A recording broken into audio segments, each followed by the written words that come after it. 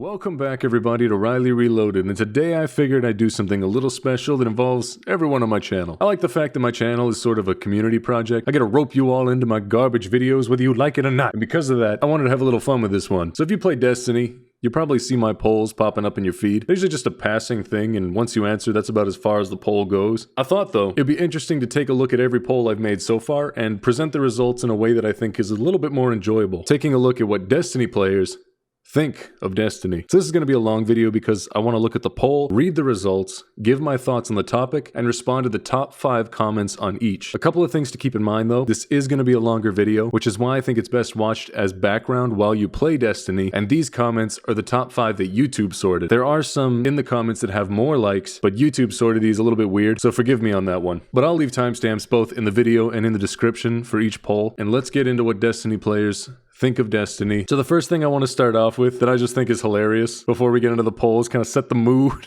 I asked a question saying, what is currently the most difficult weapon to obtain in Destiny 2? Here comes Darkblade saying a girlfriend. Man, is that a good one. Now in poll number 1, I decided to ask which of these features would you like to see in Destiny? Ships having added functionality, loadout and shader favorite systems, ornaments in the reward structure, Red War exotic update, and Guardian races having race-specific voices again. And out of 5,000 votes, the one that got the most votes was ships having added functionality. And that's something I can agree with. You know, back in Destiny 1, I think, when they were showing it off at E3, you had someone spawn in, their ship came in, dropped their buddy off, and flew away. And I thought that was an extremely neat way to show off the loot that you've earned in game. As it stands right now, ships, for how much they cost inside of the Eververse, are basically just screensavers. Now, I would like a little bit more than just having a screensaver while I'm loading, because the ship models they have in game, they're fully modeled, they're cool to look at, and it's just odd to me that we can go view our ships up close in the hangar, we can see all this stuff, but there's not really anything you can do with your ship in game, and that's something that just sucks. Another thing I would really like to see though, and this is one that was one of the least picked options, is Guardian races having race-specific voices again. I like the fact that when I picked Awoken, I sounded a little bit regal, you know, a little uptight, kind of like Mara Sov. But now I think they flatten them all to where they're just the exo voice, so we all share the same voice. When I first heard that in Beyond Light, I was like, oh, come on, that attention to detail, that shouldn't have gone anywhere. So our first comment up is from Mark Madaliano. I don't know how to say that. I'll get it one day. I've been in my comments for a while, but I never seem to get his name right. As I really enjoy the space combat and Warframes updates, I want to say that as I feel like Destiny could use more in variety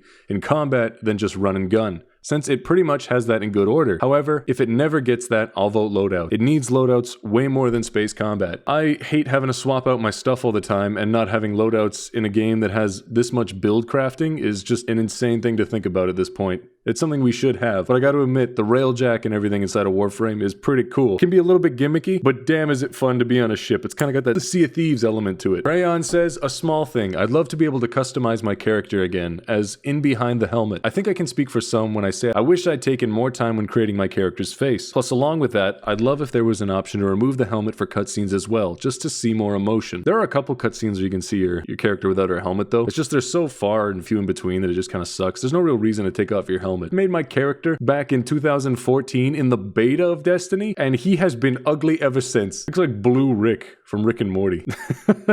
Just a little bit younger. It's not good. I should have spent more time making my character back then, but I was a young lad. Young lad just gonna put whatever he thinks is cool. I just wanted to shoot some aliens, and now look at me. Now that style has become everything, I have nothing. Nothing. Yes, writes, I want an update to enemy tactics. At some point, give them more incentive to retreat and regroup with the next group of enemies instead of always letting us take them in that room. Could make firefights more interesting. Enemies flee you and chase, and suddenly they are behind you while you are fighting the champs in the next room. A game that does that really well was Fear, the original one, and Half-Life. Like Half-Life, they have some AI in there that's actually better than I expected. That's a really old game. You have them flanking you. In Destiny, they just kind of stand there, shoot at you. I mean, we did get a little bit of it with the fallen captains kind of retreating to the back while the enemies fight up front, but I don't know if that's just like bad pathing or them just doing whatever. And that sucks. I would love to see more enemy variety and kind of not use level caps as the way to increase difficulty. I would like to see difficulty increase by having better enemy encounters. But I'm hoping that's something that gets fixed with the Hive Guardians in the Witch Queen. Ari Brenna says loadouts for sure, but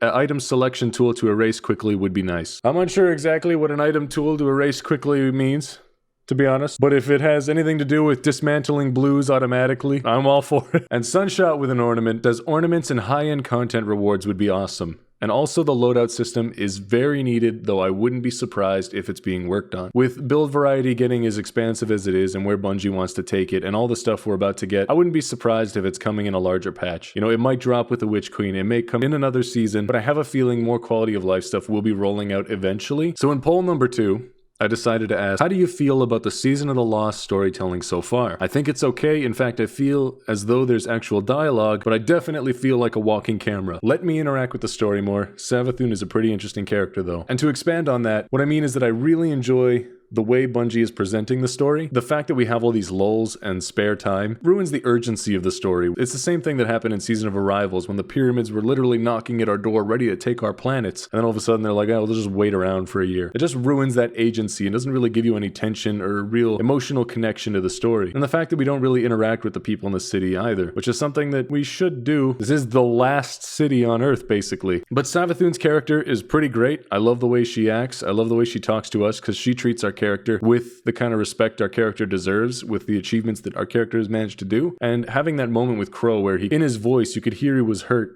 is great, but I wish there was some way where we could choose some sort of dialogue option. They kind of baited this too within Season of the Drifter, I think it was, where you could choose between the Vanguard and the Drifter. There was a choice to make there. I chose the Drifter, but still, that we had the option to make that choice, and it'd be nice to see a system like that come in, because I would have told Crow back as soon as it started, been like, hey, you're Aldrin, I shot you. You know, we're just kind of passengers in the story. We don't actually influence it in any way. The way it's presented, if I take it how it is, I could say that I enjoy it as well. But I do wish for a little bit more at times. And out of 2,500 votes, the majority of people say they like it, with 73%. Now, top comment on this one comes from Titan Extraordinaire himself, Chronophobia member Decius Jin, saying weird being the side character to our protagonist, Aldrin. That's true. He's the main character. I feel like I'm just watching. Nicholas Casme says, yeah, I hate the lack of agency we have in steering events. I get this isn't an RPG, but it'd be nice if our Guardian had an opinion for once, especially as we just sit here and watch our buddy Crow being set up to fall again, while his sociopathic sister sets us all up for ruin. And yeah, that's pretty blunt. Honestly, I don't think you could have put that any better. Mixed Swiss Cheese says we need more of us saying things. Story would go from 9 to 10 to 11 out of 10 instantly. I think I'd like my character to speak more. I mean, we've already had a personality kind of ingrained on us. Like, we don't get to make that choice. Our Guardian isn't like a blank slate where you can kind of interject yourself into it. You can in the style, but that's about it. So why not at that point just kind of give them their own type of voice, give them their own type of character? We already have that in the subtle ways they do things, and it's even been written into the lore a couple times how our character acts. Some people wouldn't have even wanted to chill with Aldrin at the campfire, which is something that happened inside of the lore. So if our character has a defined way of being, why not give them the option to just make that character at this point? Talknack says, remember when we kill gods? Neither do I. I miss when our character was actually a character. I constantly think back to the end of the Red War where we stand on the balcony with the Vanguard. I love that scene, to be honest. I like standing there next to all the Vanguard while I could see the Traveler, this thing that has been like untouchable for years, just weakened in a weakened state, knowing that I'm the only one who can stop it and everybody around me is mortal. It was pretty neat, and I like that aspect. It kind of made me feel more important. At this point, I just feel like I'm the Vanguard's greatest errand boy. And Vorpal Weapon says, I think that the fact that the Guardian being a character that exists in the world but also not really is strange and clumsy on Bungie's part, because the player Guardian is really important to someone like Crow, but they never really do anything but fuck space bugs because the NPCs tell us to. In Destiny 2, that's all we do. Someone tells us to go kill something, they do it. Do they want us to pick up their groceries on the way? Why not? I mean, if it drops loot, I'll do it. So in poll 3, I decided to ask, how do you feel about the ghost projection feature? I think it should be expanded upon because it's kind of lacking. Imagine a projection gave your ghost an effect like Sagira or some sort of aura, or replace the eye of the ghost. And out of 3,400 votes, the majority said, why do my Eververse engrams keep dropping purple ghosts? I kind of shit the bed on this one.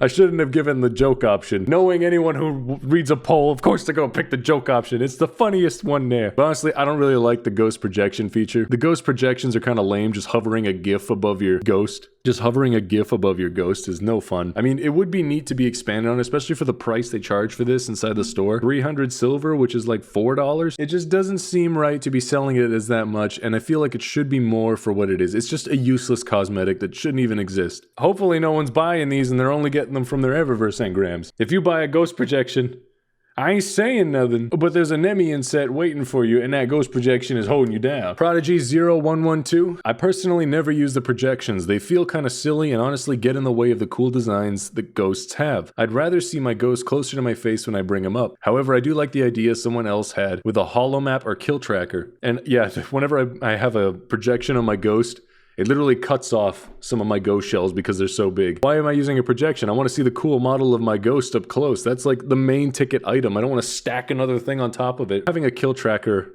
or a holo map would be amazing. Like imagine if you pulled out your ghost and it laid out a map like how it did when you rescued Saint 14. I know my ghost can do it. He's hiding it in there somewhere. Ivil Kimber says, honestly, the popping a tiny JPEG overhead like some sort of ceremonial 1-point health bar looks lame. If projections cover the whole ghost like an ephemerma from Warframe, or came out of the eye at the player like a Star Wars astromech droid projection, that would help to liven it up a bit. Yeah, change the eye. Give it like a little hologram effect. That'd be great. I would love that. And in fact, the ephemera in Warframe are pretty awesome. Some of them are free even, like the smoke one. It's a hell of a grind, but you can just get it for free. But it'd be nice to have some sort of aura. Maybe have the aura like leaking out of the ghost. You know, maybe it's like leaking darkness. Maybe it's got more radiant light. Just something more to the ghost. The projection is really lame. I feel like they could make a lot more money if they just made something a little more substantial. Gianni Carbonara says, imagine if projections work like the kill tracker ghost. Maybe display a holo map or something like that. Hey, this is where the Prodigy got his idea. All right. I'm leaving it in. I'm not choosing another one. Fire in the Hole says, it honestly feels half-assed. The effects, like the Callus projection, are dope, but the other ones, it's auto-delete. Yeah, whenever I get a ghost projection, I'm holding down the X button. Just waiting for it to leave my inventory, convert it into sweet, sweet shards. Doom Guy says, can we please bring back when Eververse engrams drop 2 items, or at the very least, get a small amount of Bright Dust instead of ghost projections? I would take Bright Dust over ghost projections anyway, but then Bungie wouldn't make any money off cosmetics because I'd just be hoarding a pile of Bright Dust like a dragon. I mean, they're not making any money off of ghost projections anyway from me. I don't think I've ever bought a single one, and I never will. Yeah, Bright Dust piles, lay them on me. In poll number 4, I asked, do you like the excessive proportions of Titan shoulders in Destiny? This might just be because of the stance the character took in Destiny 1. When they were standing in the inventory, they looked pretty mean. They had this cool militaristic stance, and in Destiny 2, they take this really wide, girthy stance. Back in Destiny 1, when you went into your menu, your guy was like smug tough. You looked at him and you were like, oh, this guy knows he's some powerful shit. In Destiny 2, he's like trying, you know? And there's just something there that looks a little goofy and a little off. But whenever I see Decius Jin wearing his Titan pauldrons in game, they usually look pretty proportionate. They look fine. I can't really tell because he's holding his gun. He has a more tactical position leaning forward instead of this just wide girth monster stance, you know, meat monster mode. But out of 4,500 votes, the majority says, I think they should be fixed, with 62% of players saying that they would rather have smaller pauldrons. Now, a sentiment I do share is that they do have a place. I do like massive, just giant shoulders sometimes. But there is a place. I think there should be some, but they should also go back into the tactical ones. And that alchemical set from the Witch Queen is looking just great. Like, Titans, they got the armor next season. I'm sad that I won't get my hands on it. But Black says, honestly, I don't mind having the big over-the-top shoulders sometimes. I just wish there were more middling options. Right now, it's either really big stuff or nothing at all. And nothing at all just looks wrong with how bulky the chest armor is. Though on that note, give me a slimmer, more subdued Titan chest piece, and I'd be down for the potential of sleek Titan. Lifeless Void says, the main thing that annoys me with the bulky Titan shoulders is most of the time they're not even a little symmetrical, so it ends up looking really weird in my opinion. They're not symmetrical? I always thought they looked a little bit symmetrical, but Destiny does like to do that thing where they have one shoulder bigger than the other, and I don't know why. Hunters have been sitting there like, please just give us a shoulder that's the same on the other side for like years. Ain't happening. Ain't never gonna have symmetry. Nyaofumi says, almost every armor set and ornaments make a male Titan look like they skipped all the leg days. I tried male once, and after seeing how gigantic the chests and arm were, I went right back to CC and chose female. It'd be great if Bungie fixed it or made future sets more militaristic and realistically sized, but it wouldn't be a buff for hunters, so why would they do it? Ooh, the shade! Just hit hunters on your way out the door. I've been Shatterdive one too many times. I like the more militaristic sets in Destiny 1, personally. The armor looked a little bit more like you were a space warrior instead of a space fantasy warrior. Don't get me wrong, the style is nice, but I just enjoyed being a more militaristic person back in Destiny 1. And even the Warlocks, it extended to them too. And some guy says, I miss my D1 Titan. She looked graceful and strong, almost in the same way a panther's muscle ripple when they move. Queenly, regal, even knightly, depending on who you ask. Now, I find it difficult to use all but 2 sets of arms. Now, I'm not a Titan main, so I can't comment on the 2 sets of arms. We'd have to ask our resident Odysseus Jin to see if he knows anything about Titan arms, which he's got just a stupid amount of ornaments. So, I mean, if we want to know, he's the man to ask. But I'll just take your word on it. I've been Warlock since Destiny 1. I really haven't branched out into other classes until I was grinding out my Eyes of Tomorrow. Oliver Caddick says, I think it's fine as long as there's some variety. As a hardcore Titan fan who cares a lot about Destiny fashion, I like having both. Sometimes smaller shoulders look good when you're using a smaller chest plate, but sometimes you want to look like an omega thick beefcake with pauldrons that can block out the sun. In conclusion, I want Bungie to make an ornament for Ashen Wake. I like that. Omega thick beefcake that can block out the sun. Respectable. You know, I can't hate on it. Also, Odysseus Jin also wants an ornament for Ashen Wake. If Bungie gives that out, there will be a lot of people who just rain down the money. But knowing Bungie, they'll just reskin it as Chrome and say, here you go. Is Shatterdive overpowered? Now this one got a little spicy in the comments. So out of 8,800 votes, the majority said yes, Shatterdive is overpowered, with 19% causing 81% the most pain. I don't think it's overpowered. Like the actual movement options and stuff. I watched a guy use Shatterdive in PvE, and my only thought was, why? Get some help. It didn't even hurt the boss or anything. It's not even good in PvE. You know, it's not top tier. But when I see it in PvP, when you can wipe whole teams, take out people in full super, when no other ability can one-hit people in their super, and use it as a panic button, that's when I start to run into a little bit of issues. But then again, Bungie doesn't know how to balance really anything. I mean, just now we're getting into a sandbox that's pretty nice. There's a long way to go, but I'm glad at least they're starting to move in the right direction with it. And for our first comment, we have DBLCZX, who often leaves really good comments. He gives a really good view on the alternative perspective. So, from the words of a Titan main, as indicated by the profile picture, Shatterdive is indeed potent. You just press 2 to 3 buttons, jump, grenade, air attack, and it's capable of shutting down supers. There's no denying that it's one of the most powerful techniques in the PvP sphere.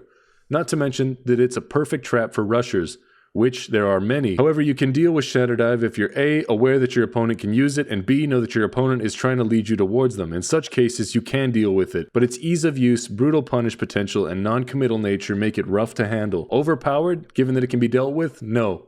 But one of, if not the best move in Destiny PvP, most certainly. Now, I'm gonna have to give a little bit of a disagreement here with this one. I do agree, though, that it isn't overpowered in the sense that it can be dealt with. What I think is the problem is Bungie's map design really promotes this ability more than others. There's nothing stopping a hunter from equipping 100 mobility, putting on stompies, running across the map, and using Shatterdive. The pain point isn't really from that either. It's from the fact that in the maps, you have a lot of tight corners and a lot of movement where someone can sneak up on you very quickly and basically wipe your whole team. I've seen a lot of gameplay of people who know the person has Shatterdive, is minding their own business in the middle of nowhere, and the next thing they know, they're exploded halfway across the map. In fact, I've seen a lot of PvP players as well try to go flawless using their Warlock or something like that. Can't do it, and as soon as they switch to Shatterdive, they go flawless. I'm not saying anything. I'm just saying it's a little odd. But I think that the map design is the main problem there, where you can really get away with that sort of thing. And the way the grenades freeze with how far the radius is, how far the shatter is, you can get basically shattered when you're not even near crystals even. And the way you can throw the grenade around corners and all that, the tight map design, it really just elevates this ability into a whole new sphere, especially when you can sprint at like Mach 8, clear the map, and get to someone before they even know you're there. It's just an ability that doesn't leave much room for counterplay. In a lot of places, you know, with a Warlock in a well, even if they're wearing the Stag, you could huck a grenade in the well and they're gonna melt. A Titan charging you, if you can hit them with a shotgun in time, they're gonna go. Someone gets above you from a distance, from any distance where a shotgun can't really hurt, they throw a grenade and the next second you're gone. That's a little bit garbage. When they can jump up off the ground that's like an inch off the ground and then use it as a panic button to get away, that is also something that's pretty rough, and it's something that I don't think should be in the game, especially if you're dealing with competitive modes. But I do agree that it is one of, if not the best moves in PvP, and I'm hoping that when they nerf it, they don't exactly go into the realm of just nerfing it into the dirt like they usually do with most things. Like Behemoth is one of the worst supers in the game right now. My ideal nerf for Shatterdive would be if they made it so you could jump. You had to be in the air for a little bit before it was able to be activated. It's kind of similar to the way that the Titan's ground pound works. Maybe you have to sprint to build it up and then you can jump and then do it. Just something so it's not more of a panic button and can actually use some skill and setup to take advantage of. The LR project Says the problem with Shatterdive is its applications are so broken. It can be used from heights that can't be seen. It can be used from a short hop where there is no risk. It can be used to kill supers. It can be used as a push tool. It can be used even as a smokescreen. It has a low as fuck recharge time for what is essentially something that has a radius of a D1 panic slam. Thing is, I'm used to it, so when people come flying through the hallway, you know what's coming, but nothing should give people the confidence to play that reckless with only a 3-button game combo as a game plan. Almost to a T with little tweaks here and there. I might not have said it so mean, I'm Canadian, eh? So Kevin W. says, from a Hunter main, it's definitely stronger than ability should be. I'm curious to see if it'd be more in place if Shatterdive could only go straight down. That might work, to be honest, you know? That might be a pretty good ability change. It would suck in PvE. I mean, Phoenix Dive is one that I have for PvE, and it just takes me a little bit forward, but it's just kind of garbage. You can't really do anything with Phoenix Dive. You get to the ground quicker, woo! But Shatterdive going straight down, that'd feel kind of lame. I think Phoenix Dive used to do that, and it was pretty lame. Colin Whitlock says one big issue with it as well is that if enemy hunters Shatterdive my Glacier Grenade, they take almost no damage. If I slide through theirs, it's an instant KO. Yeah, I seen the video on that. That's a little stupid. Titans, if an enemy throws a grenade and you slide through it, you die. Your character will literally die, and if a hunter, you throw your grenade down and they Shatterdive it, they walk away perfectly fine, and it can actually kill you if you're standing near it. Which, that makes sense, you know, turning the weapon against each other, but why do Titans just die? I don't get it. At least, you know, it's better than Warlocks, because Warlocks, they don't have any shatter ability. We're shooting the crystals at that point, and it just feels gross. In poll number 6, I asked, were the nerfs to Top Tree Dawnblade too much? And out of 6,300 votes, the majority said no. And I agree.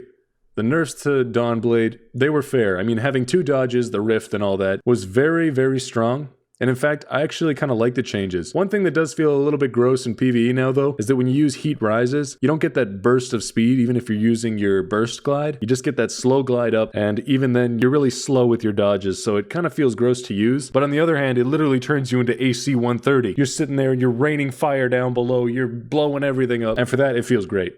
I just wish it didn't feel so gross to jump. This was a comment I heard too. It's a transformative change. It's not really a nerf. And that's something I can agree with. I think it's very nice now. It makes it so it's more thought-based. You can't kind of do the same things I complained about Shatterdive with. Being able to dodge, have the rifts and all that. It kind of brings it more in line. And it's a more transformative change and one that I think is a welcome one. Kyber Can says a rift and 2 dodges was kind of nuts, but I'll miss it in PvE dearly. Yep.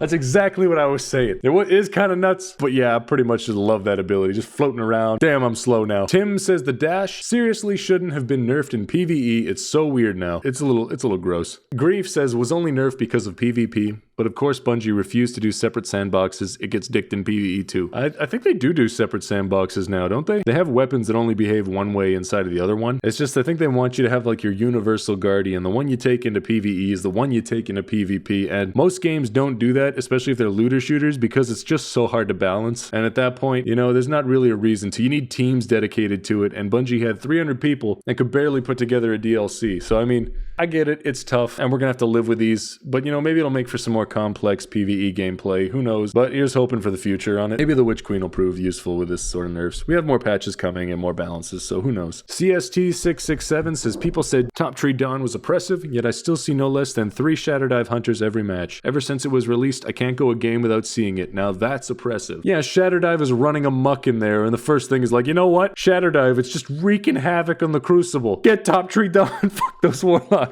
Yeah, I get it. It's weird. I don't know why they'll attack that one but not get the other one. They said they nerfed it. It doesn't seem like it. Nerf was like a slap on the wrist, and then they took Behemoth and just dunked its head in the toilet. But yeah, I can't go any game without seeing a majority of players playing Shatterdive, and you won't see anyone in Trials not running Shatterdive. And if you do, you run Golden Gun. You run Arc Strider. You're a legend. Keep up the good work. You don't need no crutches to keep you up. Aiken LR2 says the dash nerf is a little frustrating as it's a top 1% focus nerf and most people are kind of bad. Melee nerf was great though. It is more of a top 1% focus, but I feel like those people kind of earned their right to be effective. A lot of people, like I know at least for me the longest time, back before I wasn't really good at PvP, I took in Top Tree Dawn and I was just getting bodied left and right. The game knowledge with the top 1% that are able to just kind of rock whatever and just kind of smash, you know, people get upset with it, but those people, they basically earned their right to to kind of flex on us a little, you know? But I can see where people are coming from, where a rift and 2 dodges is kind of nutty, especially if you're in PvP. So it's more of an overall balance thing that they're going for. This one really only affects the top 1%. If you're a lower skilled player, you're probably fine. Even if you're a higher tier player,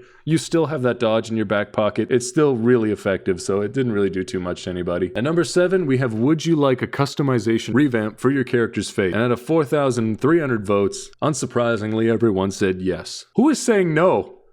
Who is saying no to they wouldn't like a customization revamp? Did you just make the most beautiful character from the beginning? Why would you say no to an extra, like, revamp? I mean, it'd be nice to have, like, beards, haircuts, you know, stuff like that. I'm a bearded man myself. I like having my hair longer. There's none of these options that I can do inside of Destiny 2. I saw someone who edited in their character to look like that, and damn, the man was gorgeous. I'm like, why couldn't that be me? Why do I have to look like Blue Rick from Rick and Morty? But Kybercan is back saying, I've wanted to change my hunter's appearance since D1, but my fate was sealed when D2 launched. It was not worth deleting something I already kept for 4 years. That's the same boat I'm in, and it is not a fun one. Trainer Shade says it'd be nice to give more character customization options, though if they do that, I'd appreciate the ability to go back to that screen on a whim to also be able to change our character's look. That's something that's in a lot of games, like Warframe. I know people are getting tired of that Warframe, me bringing it up saying, hey, well, actually, Warframe does this, but Warframe has a lot of customization options, and it's great that you can just go in there and change them whenever you want. And that's something that could be extended to Destiny. It's a little care thing that a lot of Warframe players didn't really think about too much, but would make great strides in other games, especially one like Destiny where you have all this loot. Gashapon Greg says a true Guardian always keeps his helmet on. Always. Jacob Rhodes says I would love to have more hairstyles and face options. A majority of the player base is like 20 to 30 years old and all, but like 2 of the face options for guys are much older looking, then the other ones give you a baby face. It's led to me following the helmet stays on meme. Yeah, you know, there's no middle ground. Where's our 20 to 30 year olds? I'm 22. I don't want to look like I'm 12. I don't want to look like I'm 60. Not yet anyway, you know, when I get to 60, I'm hoping I age gracefully. But right now, you know, I don't like keeping my helmet on all the time. It'd be cool to take it off and show off my custom character in cutscenes and all that. But until then, the helmet stays on. David says Bungie really needs to add a feature to let players repeatedly go back to the character customization screen. I've talked to dozens of people who would love to change the way their character looks without deleting them, because the save itself and all their achievements on it have enormous sentimental value. A good, well-meaning company would make such a feature free and just set it up in the tower, maybe even go the extra mile and tie it into the lore, with something about your ghost being able to make adjustments to your physical body through a similar process they use to revive you. But I'd honestly be willing to accept it if they tied it to the Eververse and gave players 1 free token per character or something. Also, the addition of significantly expanded character customization options would be immensely appreciated, although I'm sure there are more immediate priorities from the dev team. That's something the Monster Hunter does. They have that free character edit voucher. You get 1, and then you have to buy him afterwards, and that's fine with me. But they make it so you pay to edit your character's basic face structure, and then you can edit your haircut, all that sort of stuff, separately. If Bungie made it so I could edit my face, and I have to edit my face and my haircut at the same time, and I can't change them afterwards without a token, I'm committing seppuku. I'm out. This world has nothing good anymore. And poll number 8, I asked, do you like the seasonal model? My take on it is that while I enjoy having things to do and it's fun to have something to look forward to every Tuesday, the quality has dropped. Much of the story is repeat activity, then get 5 minutes of dialogue exposition, then wait a week until you do it again. I prefer expansions. Seasonal model make it feel more like a job to make sure that you don't miss out on anything. I do like the way they tell stories in the seasonal model. I think it's neat that you can kind of think, oh, what's next on Destiny? I get 5 minutes of dialogue and to experience the story for only 5 minutes, and then I have to wait a week again. Which is why I personally like the larger expansions, because I like getting a drop of massive content. I can just go crazy for a week until I burn myself out, and then slowly finish the rest over the course of like 3 years. A lot of people do revolve around Destiny, and when those content droughts would hit, people would just go buck wild. But I like to think I fall somewhere in the middle where I can just kind of enjoy it at my own pace. But now it feels like I'm kind of forced into playing it in a way. Well, not forced. Forced is the wrong word. I should say coerced more. Otherwise, I'll miss out on something big, or I won't be able to get this or this or this. Which is why I actually do kind of appreciate the fact that we have a dry month here in November with no content coming out, because it gives you time to check up, enjoy other games. In fact, the reason this video is getting made is because I'm not sitting there playing Destiny right now. I get to actually work on this sort of stuff instead of having to catch up. I don't have a lot of time to do this sort of stuff, even though I love to make these videos. So Destiny, when I have to add that in there too, damn, you're just so, there's no life left. There's no time. But out of 4,800 votes, 64% said, I don't mind the seasonal model, but it could be better. You know, that's exactly where I stand. I don't mind the seasonal model, but it could be better, and it's kind of comforting to know that the majority of players are kind of in the same boat as me. You know, yeah. All right.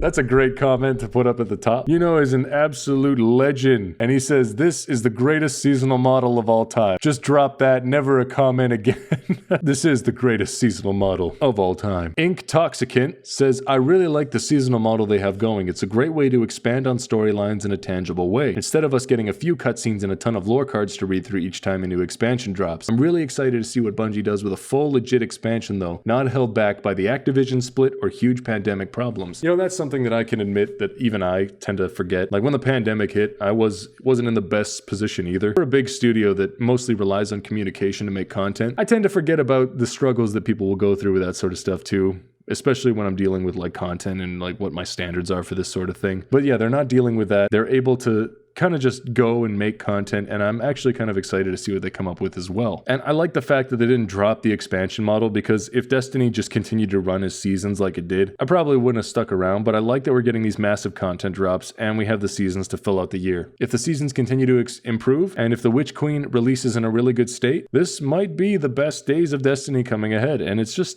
odd that it took this long to get to this point.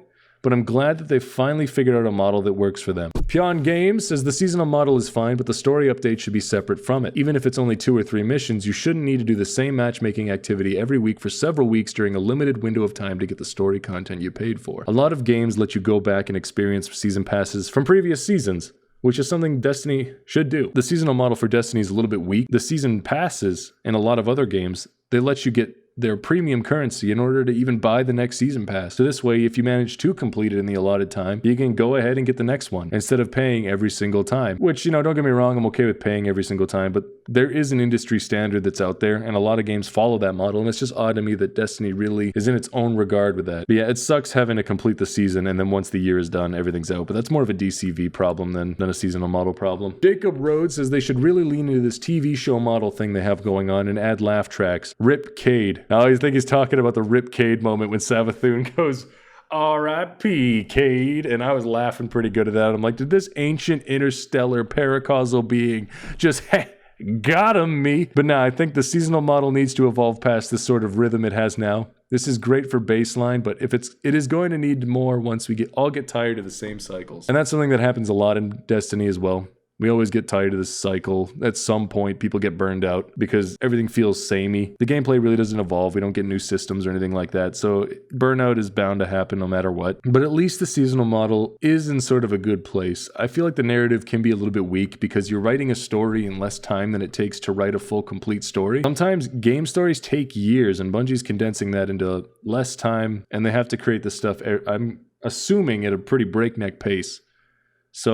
But they just expanded their offices. They have more people. Who knows if they can make the seasonal cycle a little bit better? And I'm hoping they do. Scrumbird Ducker says, I think my issue is that they intersected with expansions and they end up gutting story missions, gameplay elements, so it can be continued in the seasons. Shadowkeep and Beyond Light were really, really short, and even then the seasons didn't really continue the story of the expansions. Here's a cool location and a cool villain. Now here's 3 missions, and you kill them in a strike. Now go do the seasonal event for 3 months. Yeah, that is said so well. That is exactly my problem with it. Aramis was so inconsequential, and then I just have to do this like baseline boring stuff for how long after you just give me content like, oh, you killed Oryx, the hive god of war or whatever, and then you go ahead and kill this like insane problem with Siva.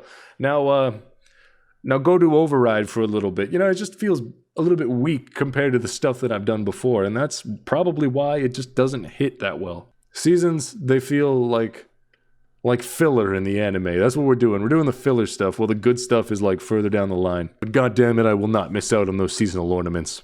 I have a problem. Send help. In poll 9, I asked, will you be sticking around in Destiny once the Light and Dark saga is over? And out of 8,400 people, they said I'll be sticking around. I will stick around, but I don't think that I'll be sticking around as religiously as I have for the Light and Dark saga. That's what drew me into Destiny. It had these religious undertones that I found really interesting and a concept that I thought was fun to explore. And I can invest a lot into my Destiny character, but I think a good stopping point for me personally will be when the Light and Dark saga is over with the final shape. Who knows what's going to happen during then, though? Maybe they'll persuade me with some more stuff, but I see my out. That's my freedom right there.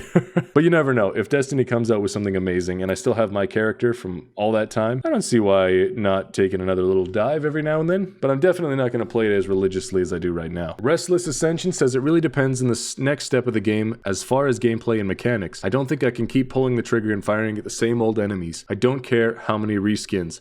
If Bungie wants my money, the innovation has to be out of this world. And that's my thing too. If they don't really improve what we're fighting, how we're fighting it, and every aspect of Destiny really, over the course of the next how long, because it's been 7 years and the game has evolved, but I'm still firing at the same enemies and doing the same type of stuff I've been doing for years at this point. So if the game doesn't evolve after that point, I'm out. Some Furman says, listen man, I know some people say to give up on unhealthy relationships, but I'm not about to throw by then almost 10 years out the window. This is a long-term commitment. She ain't worth it, King.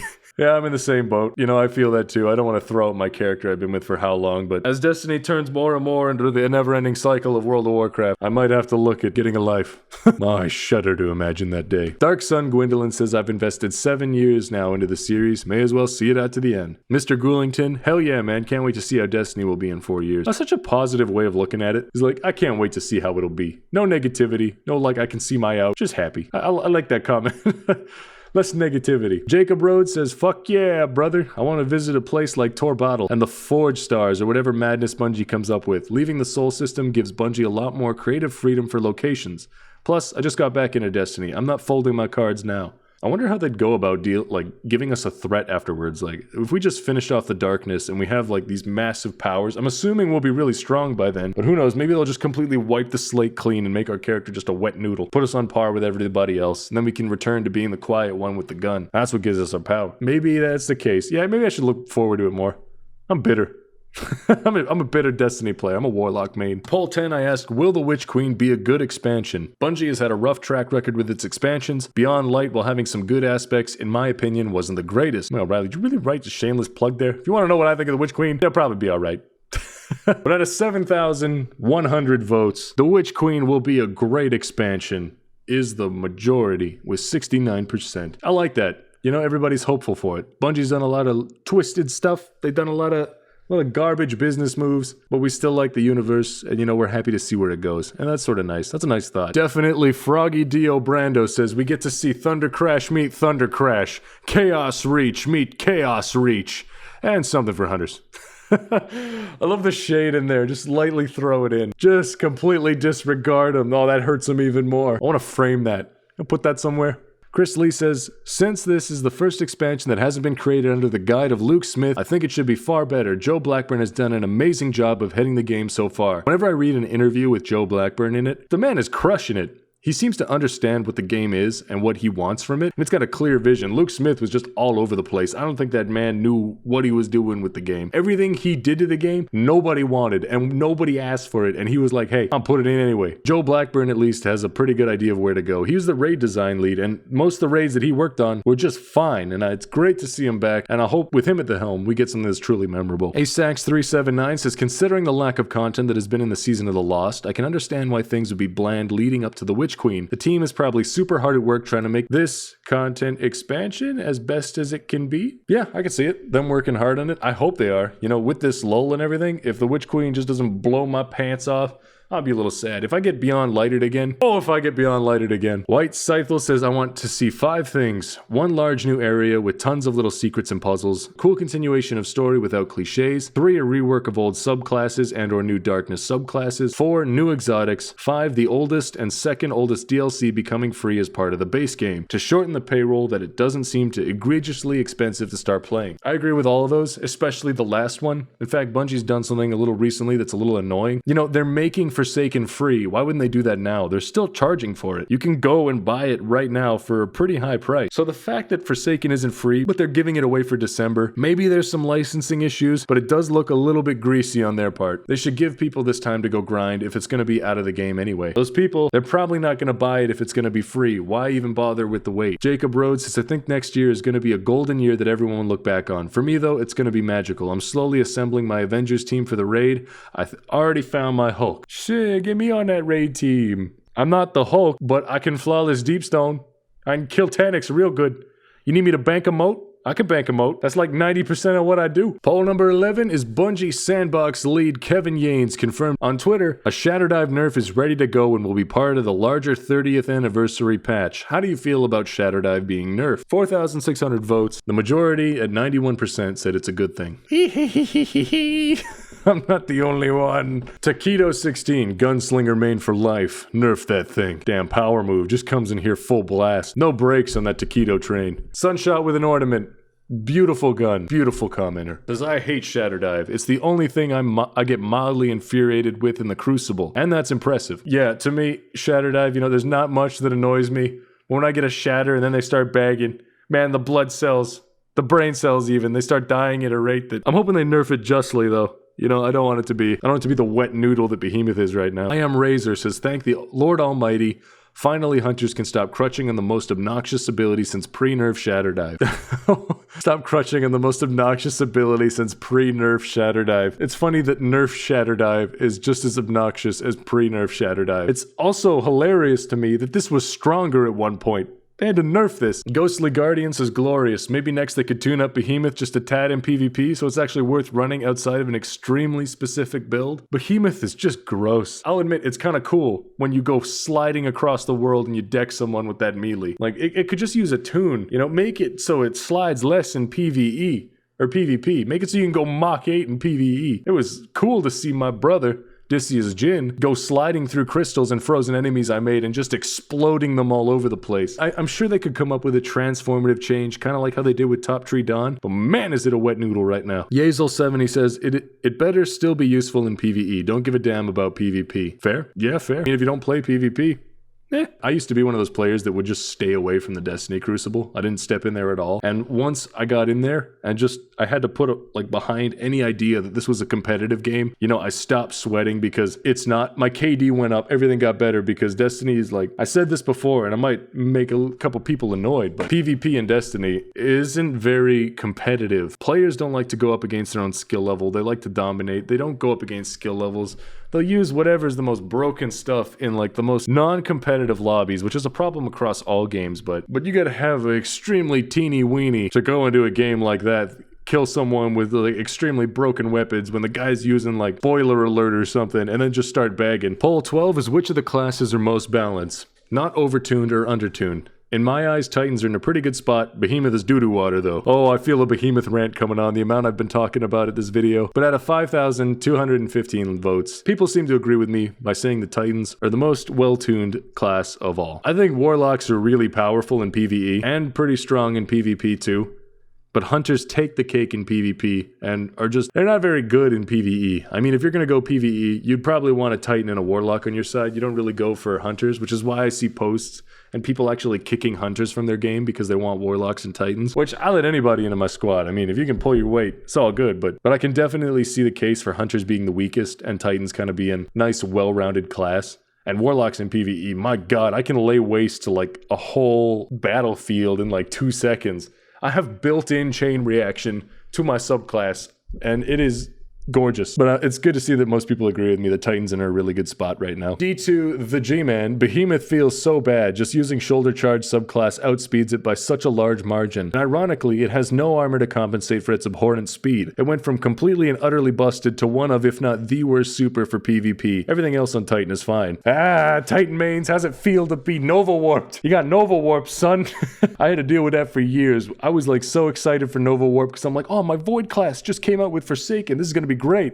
And then they nerfed it and I didn't see a single Nova Warp for years. And if Bungie Nova Warps you guys, good luck.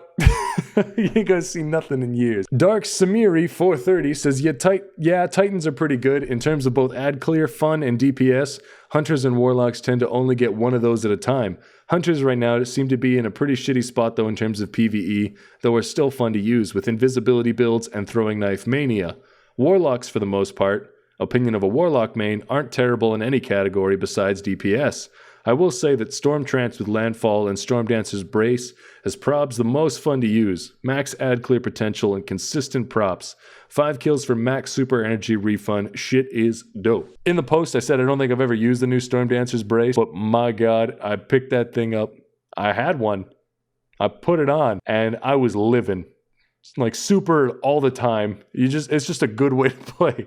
You get the bomber add-on, you put on some Ashes to Assets, and you just have super all the time. It's kind of nutty, but it's great. But I agree with you on all the other points too. Brandon Adams says the only class I see never using stasis is Titans. The fact that you move so slow and the melee isn't even a one-shot kill, just wow. At this point, the only reason you'd use Behemoth is for the extra stat points if you really cared. They took a fun class and completely ruined it in typical Bungie fashion. Instead of nerfing damage, they say, nah, let's take away the fun part and make them go walking speed with the melee. I didn't know it was that bad. I mean, I've seen my brother talk about it and I've seen some of the nerfs on YouTube.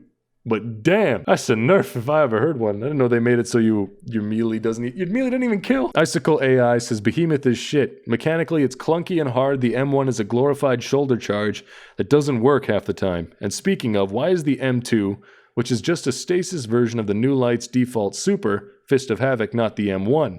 It's what people are going to use the most. Step right up, place your bets. Who do you think is going to die next in Destiny? My money is on Osiris. I got a little bit of flack on this one. I should have added more polls, but it was like 3 a.m. and I was just cooked out of my mind. I was tired after a long day, so out of 7.7 thousand votes, most people out of the options that were here said Osiris. But there was a majority of people saying that they thought Mara Sov would die, or Savathun. There were some odd ones in there. You had Zavala and all that, and the Crow. I should have added those options. I don't know why I didn't. The Wolf's Den says, why isn't the Spider on this list? According to the new lore and Mara putting a hit out on him with Petra, I think he deserves a spot as well. A lot of, Rylee, you should have put this on the list, you moron. And I should have. I probably should have done that. But DBL CZX returns to say I would have voted Mara, but she's not on the list. In absence of this choice, I'm going with Savathun because of this. Tell me what makes your Guardian worthy of the light. What is the cost of such power and immortality? Devotion, sacrifice, death. Death, explain. You know the cutscene. I know this is a brutal roast from the late speaker to the late Gaul, but it's true. Crow went through this because of the devotion of Mara Zoldrin, and I think Savathun's caught on to this. She was indirectly responsible for his death after all. The season is a very clever way to stage her death so she can be reborn as a Guardian, or that's what I see being the most logical thing to happen after a Bife video, aside from Mara dying because she made a deal with a hive god of deception. Now, I didn't look at any Bife videos, or I didn't look up any lore videos recently, so if I were to guess what would happen with her, she dies and is reborn in the light and then uses her abilities to regain her memories and uses that to kind of have the light and do what she wanted to before. But I'm not extrapolating theories. I barely know how to count. But Acid Ace says, I would say Ikora, but this is pretty much confirmed. Savathun will die. We all saw how Gaul couldn't get the light because he never sacrificed his life. Savathun will most likely die when we exorcise her worm, and the Traveler will give her light. That doesn't mean someone else won't die. It just means that Savathun will be the first. You know, to be honest, Savathun is the most likely to die. In poll 14, I have which one of these things would have the most beneficial impact on Crucible and Destiny. Better map design, rebalancing of the sandbox, improved reward structure, ornaments, armor, and weapons, more and unique game modes, or more maps in general. And out of 5.5 thousand votes, most people said better map design would improve the Crucible the most, followed up by an improved reward structure with ornaments, armors, and weapons. And that's something I think would help out a lot too. Both those things are in my front running as well, just because the maps and the sandbox we have, the game was designed around a sandbox that doesn't exist anymore, and the maps haven't really caught up to the gameplay, and that's something they should really take care in, especially when PvP is so bled for content as it is right now. They have a lot to work on in order to get this where it needs to be. But JCrew3 Go Away says, how about better matchmaking so I'm not put up against sweats every other match? They just got better gaming chairs than you gotta upgrade. The Sunshot with an Ornament says, the biggest issue is how I feel a lot of maps are just outdated and aren't big enough for 6v6 play and how quick things are. Matches go quick, the spawning is terrible in a lot of these maps. The meta right now is just, if you have the meta weapons and you can just stomp everybody else, you can get real greasy with it. Like, I saw a guy walking around with heir apparent. The guy was at 30 kills and had like 7 deaths. I knew he wasn't good at the game. He's just using whatever's in there. Like, this man had Vex, he had heir apparent. He was swapping them out and everything. It was gross. I was watching that. I was like, dude, we're in casual. We're in control. This ain't even Iron Banner. But JPOG7TV says, combined arms. I just want those big maps and vehicular combat to return. I'm still annoyed that we haven't gotten a proper follow-up yet. I would definitely play more PvP if they bring it back. I miss the combined arms as well. It reminds me of games like Halo, when you could always go on these big maps. And it was mostly about fun back then too, so you could do a lot of really wacky stuff. You could be that weird guy in the corner climbing the mountain, or you could be, you know, actively trying to get kills and get into fights. That's something that Destiny's missing. It's all just sweat, sweat, sweat. There's not really any fun to be had in the Crucible. And if you play 5 minutes in any casual lobby, you'll quickly understand that. Innocuous37, kind of getting tired of maps only being designed around HCs and shotties. And yeah, every map is designed around that. Wait a minute. Designed? What do you mean designed? They haven't made a new map in years. I think the last time we got one was around Forsaken, and they're getting 2 reprised maps, or vaulted maps, and 1 new map. And that is just, you gotta be kidding me. How hard is it to create a Destiny 2 map? I'm sure it could be done fairly quickly with all these engine updates and everything they did. And the maps we have right now, they're not top tier. I'm sure they could come up with something. That's just silly that they're only giving 1 a year. PvP players at the time were even like, yes, thank you, Bungie, you give us content. And it's like, really? I get there's a lot more to an expansion, but still. That's a core gameplay. Jarrett says, imagine being able to earn all the Eververse stuff through gameplay and no Bright Dust. I would even prefer it if we just got some stuff that we could earn through gameplay. You know, I know we can earn shaders and some stuff like that every now and then. Like, look at the Festival of the Lost. 90% of the content from the Festival of the Lost was inside of the Eververse. Seb_ says an entirely different sandbox so PvP and PvE can stop shooting each other in the feet. Everything Bungie designs has to be applicable to the player guardian enemies, so their creativity is severely limited. Yeah, you're really shooting yourself in the foot by not expanding upon your sandboxes. I don't know why they chose to go the route of... I get the design philosophy behind it, but in practice, you know, theory is a little bit different than practice, and the practice didn't add up to the theory at all. For number 15, at what season rank does it become unhealthy to reach? I don't want to tell anyone how to live their lives, but I hope everyone's playing a healthy amount. Take care of yourself, my friends. Get sunlight, eat your vitamins, and take breaks. I may sound like a brochure, but Destiny is an addictive, time-warping game. I've got 1,200 hours. Send help. Now, this is one that I saw a couple people that were talking about with accessibility and people with disabilities. And I want to say, I get it if this is something, the only thing that you could do, but it still is unhealthy for anyone to be sitting. And, you know, my heart's going out to anybody who's stuck in a hospital bed or stuck at home bedridden, and this is the only thing they can do. Their only way to connect. Because I know for a matter of fact that lying in a bed for a long time, it can make you sore as hell and you wish that you'd be walking, you know? So my heart goes out to those people, my condolences, and I want to just get that clear the air because that was something that was in my comments. But the average thought is that it becomes unhealthy to reach season rank 300 plus in a season, with 9,600 votes and half of everyone who voted saying 300 being the limit, and 50% of people saying that that is the limit. Oh boy, I'm almost to 300. I guess I can make the case because I kind of cover Destiny, but at the same time, oh boy. But yeah, I can agree with that. In a normal season, I'd say 300, but within this season, since it's extended, I'd say 350. It's time to stop for a little bit. Once the December event rolls around, I'll be in there all the time, but I went a little crazy this season. I'm grinding everything, pinnacles, you know, grandmasters. I'm getting my seals. I'm doing everything I need to make sure I'm prepared for when the Witch Queen releases. John Romero says, unless you're trying to get into the absolute highest level content, XP grinding is pretty pointless. For a normal season, I'd say anything above 300 means you put in way more time and effort than you should have. This season, I'm halfway expecting to pass 400 myself, just by playing a few hours a week like I have been. 400?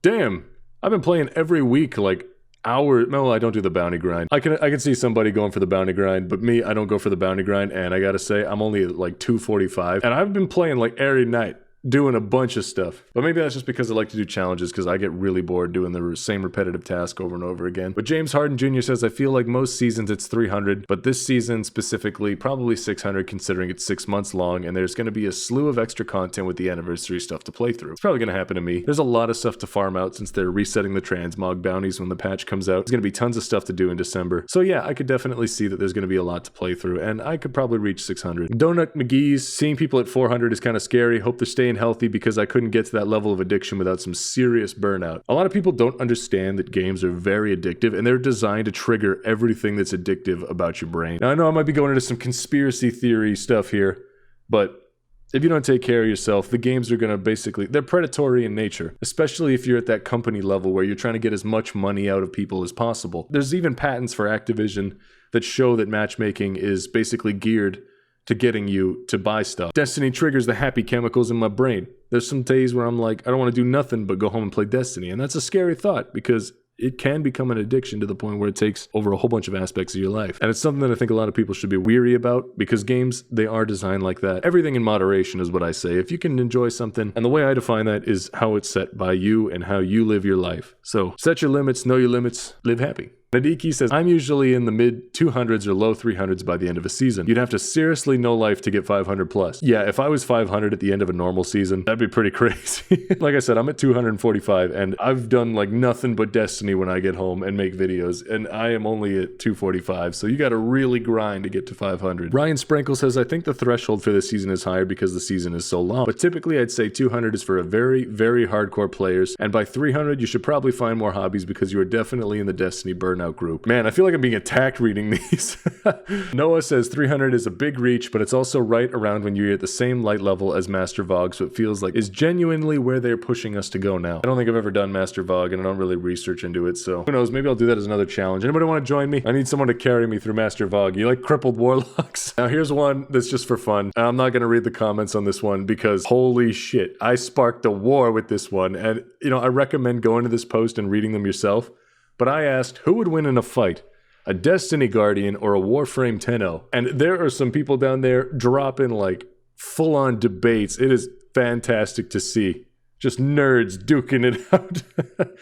But out of 6,600 votes, the majority of people voted for the Destiny Guardian. So poll number 17 is which one of these would have the most impact on strikes? I think better designs and optional matchmaking would make the largest improvement. I want to be able to enjoy the strike team's designs, but Bungie is hell-bent on pairing me up with the speedrunner looking for bounty kills. And I hate that sort of thing, getting paired up with... When you're trying to just enjoy the game and experience it, but you also have like an objective in the back that you have to complete, and you get paired up with this guy who's like, I'm going to equip Trinity Ghoul and ruin this man's day.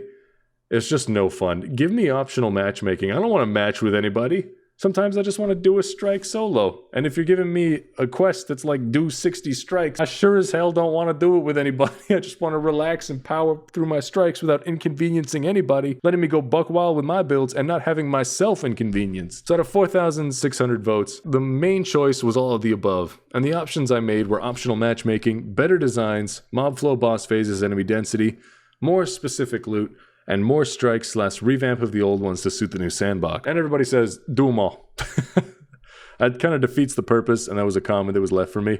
And I agree. I should just strike that one out so I could see which has the most impact. But then again, if I don't put that in there, some people are like, Rylee, what are you doing? Where's an all of the above option? So Cuddly Turtle says all of the above would be the dream option. However, I'm just going with the one I have to pick better designs as a lot of strikes in game really show their age, and some weren't even good when they released. Exodus crash. Exodus down. Crash? Down? I don't know. I love Stupid the Fish's icon there. It's just so great. I've said it once, I'll say it again. Destiny, PvP, and strikes are in such a bad spot that any direction is up. I suppose playlist activity covers Crucible, Gambit, and strikes, but I don't care. There's a lot in Destiny to look forward to, but the strikes, they're aged. Like, I feel like I'm playing a game back from 2014, and it's 2021. There's some stuff out there that's really crazy, and whenever I do a strike, it's just not the greatest. I would say take like a season, give us a season of the quality of life enhancements, and just take the time to just fix up all your core playlists. I wouldn't be hurt if the story was on pause for a month if it meant at the end of it I could run a core playlist and not feel like jumping off a bridge. Clayton Reeves says, did they ever remove that strike penalty for being ported to another section of a strike because someone in your fire team was further ahead? That's really the most infuriating thing about them right now, if that's still a thing, because it actively punishes people who don't keep up with Speedy McSkipperson, who apparently doesn't have more than 3 minutes to play. Yeah, I hate that. I'm trying to get kills. This guy just runs past everything, and all of a sudden I'm in the boss room like, I gotta get kills and strikes, and then I gotta play another one. It just happens again. It's just artificially extending the length of an objective, and it just is wrong. You know, I have all this cool shit because I'm able to endure that, but I shouldn't have to endure that in my leisure time. I'm playing Destiny. I'm playing a game to have fun. I'm not sitting here trying to get matched up with that sort of thing. Give me the option at least. Joan Lara says, I would love to if every strike had its own unique mechanic. With all the stuff that's in the game without use, it wouldn't be that hard. They have the option to create unique encounters. You know, they try it, but it always falls flat on its face, and people, when they have to run them hundreds of times, the people are just like, I don't even want to do this. It's like that solar cell thing, the arms dealer strike. I never want to pick that thing up because then I can't shoot things. It just kills my momentum. And a lot of people would agree with me. Sunshot with an Ornament says strike-specific loot and more strikes for me would be what I like prioritized. Alright, we're hitting the last 2 polls at this point. I just finished up the Festival of the Lost, and I gotta say it was Wiener Water. What do you think? Out of 2,700 votes, it was indeed Wiener Water was the choice at 82%. You know, I dislike that they reskinned a pulse rifle and said, hey, it's an event weapon, get it. You know, I would have been better if this thing just was the old one. Just give it back, why not? Or give me an ornament to slap on that old pulse rifle and put it in the world space. But there are weapons from the past 3 years and rewards costing $5 to $20 in the Eververse store. Lost Sectors, you know, they're neat. I like them, but they time-gated almost everything with throttling your pages. Being stingy with the candy. Come on, it's Halloween. I can't be stingy with the fucking candy. But it was a chore to play through, and it wasn't really exciting. There wasn't too much going on, and I grinded it out. I don't feel like my time was respected or I got anything out of it. It's not an experience I'm going to look back on and be like, oh, you remember Festival of the Lost? That was a good time. I'm going to try to actively block this from my memory. The Eververse, though, was supposed to fund these things, and now the Eververse funds itself being in these things. And finally, the last poll. Man, my voice hurts. I've been recording this all in one go. I don't know why I picked 5 comments per poll, but god damn it, if my effort isn't worth it, just let me know. But is this a good idea? Menu stance cosmetic options. Give our characters the option for different stances in the menus. Now this is one that I think is just a given. You know, I don't really like the stances, and more customization options or personalization options, especially in a game that gives that much emphasis to the customization options as Destiny. It just makes sense to me. Why would anybody say no? Yet somehow 11% of people were still like, nah, man, this ain't it. That just blows my mind. It's just like, hey, why not? You know what? What's wrong with having some more customization options? So the comments are read as follows. DBL CZX returns once again to say, this sounds like yet another little way for our guardians to express themselves, and I'm all for it. More customization in this regard is always nice. That's exactly what I said. 11% of people are weird. Excited Cat says, yes. Is that what kind of is that? That sounds perfect in every way, and why the hell aren't you making billions off this awesome idea? Go, hurry. Man, I don't make nothing off of nothing. Buddy Man says, I get that I'm a Titan 8, but I feel a little tired of the gorilla pose. I'd also like to show off my 4th horseman in my inventory screen or my crown splitter.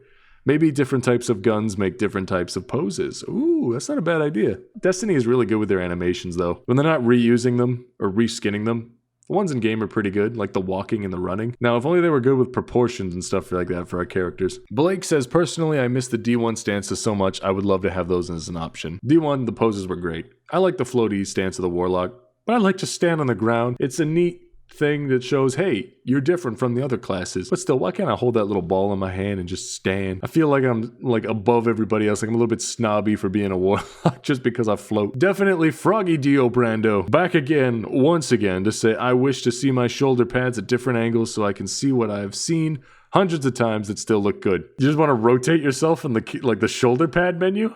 Man, Titans are weird. Get out of here. Go back to your grenade launcher. Sunshot with an Ornament says, I mean, yeah, sounds pretty nice. Only problem is, it'll probably be an Eververse thing. That sums up my Destiny experience. That sounds nice, but it'll probably be an Eververse thing. So with that, those are all the polls for Destiny that I have created over the past little while. This is a huge video.